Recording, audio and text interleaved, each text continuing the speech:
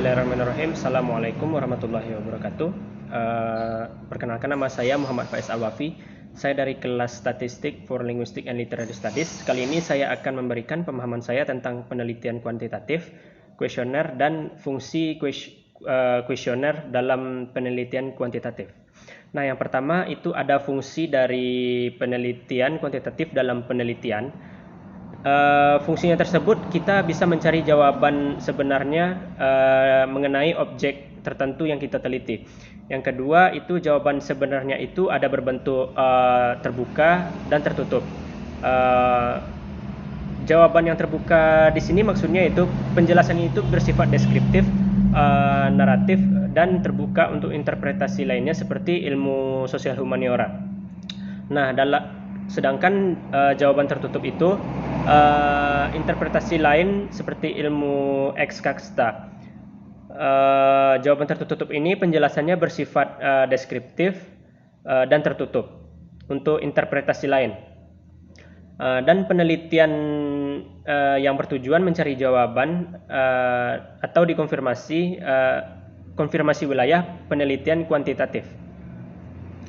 Selanjutnya ada dua jenis pendekatan utama dalam penelitian. Yang pertama itu ada pendekatan kuantitatif. Pendekatan kuantitatif ini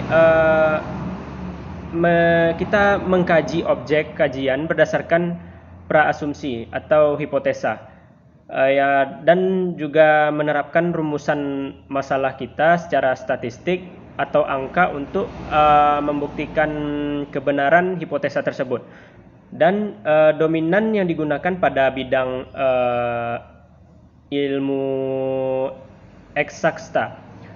Dan yang kedua ada pendekatan kualitatif.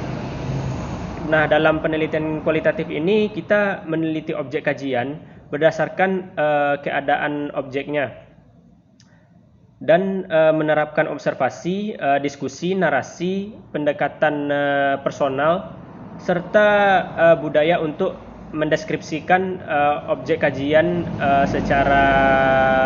secara utuh.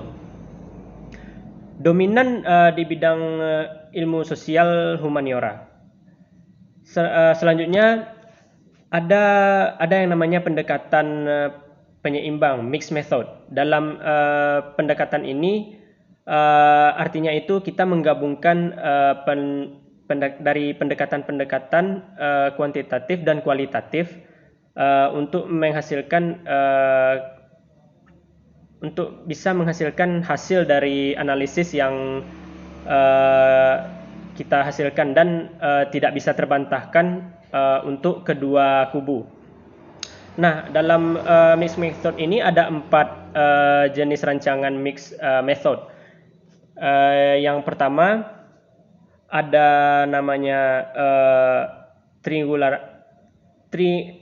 triangularasi. Yang kedua ada penjelasan, penjajakan, dan perbantuan. Selanjutnya di dalam sosial humaniora yang biasa digunakan untuk rancangan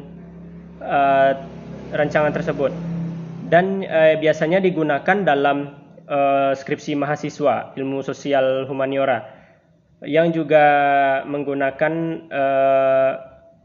metode ini.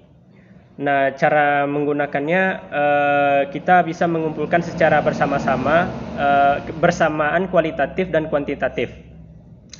Dan biasanya ini dianalisis secara terpisah. Kuantitatif dan kualitatif itu dipisahkan metodenya.